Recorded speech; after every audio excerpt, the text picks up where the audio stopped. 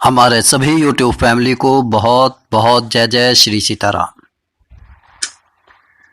देखिए, जीवन को रूपांतरित करने वाली हनुमान जी की एक अत्यंत शक्तिशाली रहस्यमयी तांत्रिक साधना आपके सामने लेकर आया हूं। ये साधना केवल श्रद्धा या भक्ति से नहीं, बल्कि निष्ठा, संयम और शुद्धता से संपन्न की जाती है। तांत्रिक परंपरा में हनुमान जी को अष्ट सिद्धि और नौ निधियों के दाता और भूत प्रेत विनाशक कहा गया है।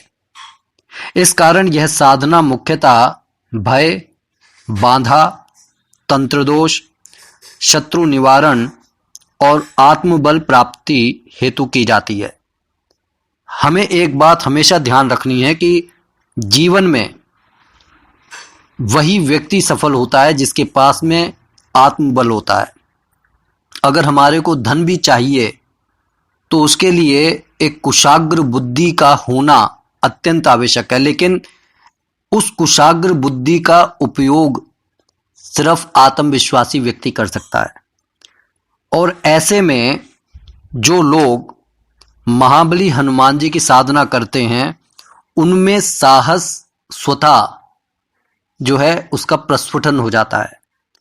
तो साधना का जो मुख्य उद्देश्य यही है कि आत्मिक शक्ति और निर्भयता की प्राप्ति, और जो अदृश्य शक्तियां हैं उनसे रक्षा की जाती है। जैसे काली शक्तियां हैं, कई लोगों के जो आपने देखा होगा कि 8वें और 9वें भाव में अगर राहु बैठा हुआ है तो ऐसे लोगों को बहुत ज़्यादा भय होता है कि ऐसे लोगों पर आप आराम से जो है काला जादू या काली शक्तियों से वो घिरे रहते हैं।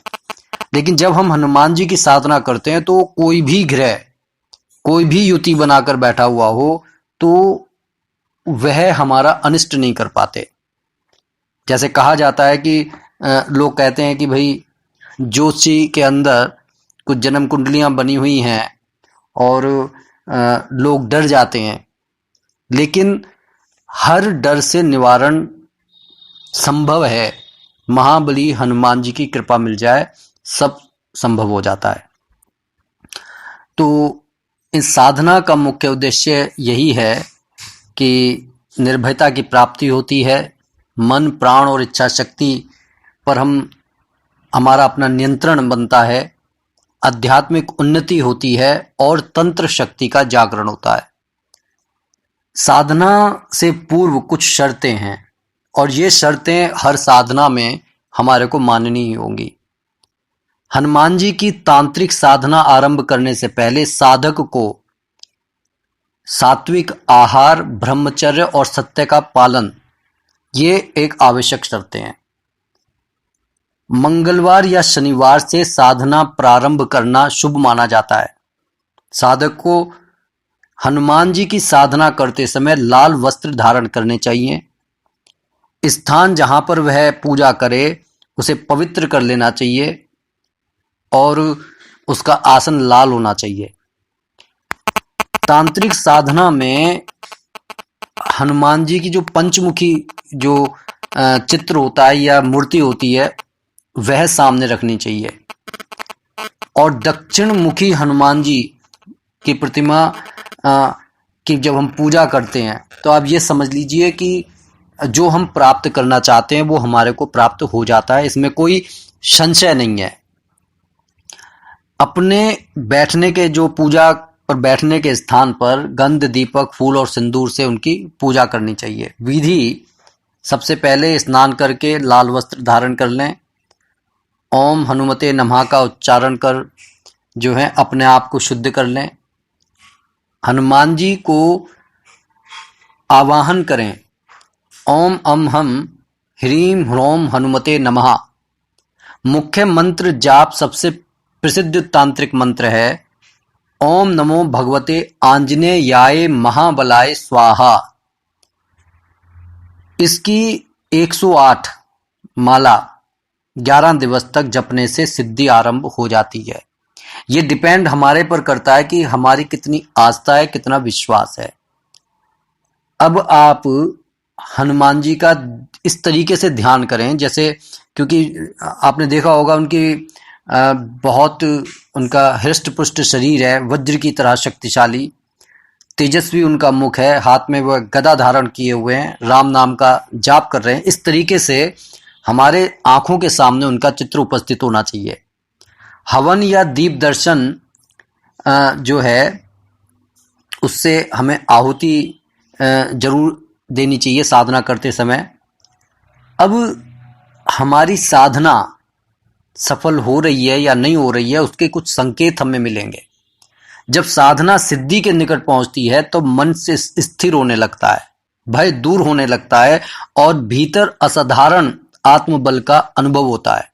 जैसे कई बार आपने देखा होगा कि आप निराश हैं और अचानक से जब आप हनुमान जी की पूजा करने लगते हैं तो स्वतः ही आपको आनंद आने लगता है, आपको समस्याओं से जूझने का साहस स्वतः पैदा हो जाता है। ये आप अनुभव तब करेंगे जब आप इस पूजा में संलग्न हो जाएंगे।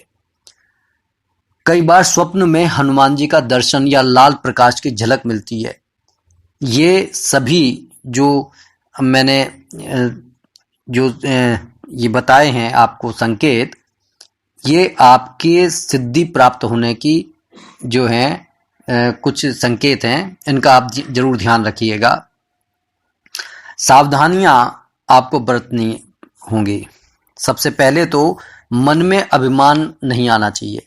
जैसे एक ईगो आ जाता है कि भाई हम हनुमान जी की पूजा कर रहे हैं, हम तो बहुत बड़े साधक हैं। नहीं, यदि साधना के दौरान भय या आपको असामान्य कुछ लगे तो फिर आपको अपने गुरु की सहायता लेनी चाहिए।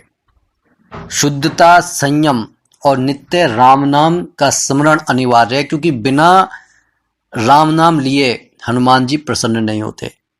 इस तरह से आप देखेंगे कि हनुमान जी की तांत्रिक साधना केवल शक्ति प्राप्ति का साधन नहीं है, बल्कि स्वयं को जानने का, आत्मबोध और आत्मबल के जागरण की साधना है। जो साधक पूर्ण श्रद्धा, भक्ति और अनुशासन से इस मार्ग पर चलता है, उसके जीवन से भय, अविश्वास और नकारात्मकता स्वतः नष्ट हो जाती है। वह भीतर से उतना ही दृढ़ बनता है जितना स्वयं महाबली हनुमान जी हैं। कैसी लगी ये जानकारी कमेंट करके जरूर बताइएगा, और कैसे रहे पूजा के अनुभव इसके बारे में जरूर बताइएगा। इसी के साथ मैं अपनी वाणी को यहीं पर विराम दे रहा हूं। बोलिए जय जय श्री सीताराम।